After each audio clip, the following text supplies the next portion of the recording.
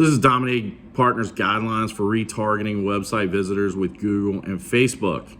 I recommend that any visitor that goes to your website be retargeted with Facebook and or Google ad displayed. Why? Well, if they go into your website and they didn't buy from you, they should see your message multiple times. I recommend 3-day retargeting, especially with home service, because someone's looking for a service now.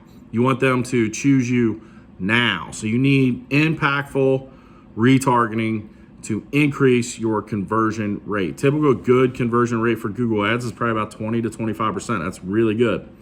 With retargeting, you can get that up to 30, 33%, which allows you to impact your ad spend effectively, not blowing a ton of money to get leads, and utilize other platforms to gain brand recognition. Very, very important.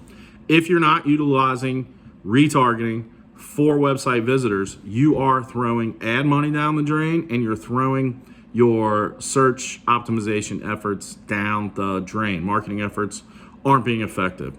Utilizing retargeting requires the correct cookie or pixel or tracking code to be installed. It needs to be set up properly, and it needs to build audience. And if you don't know how to do that, you need to hire someone to do it. Don't just wing it. Don't just try to do it.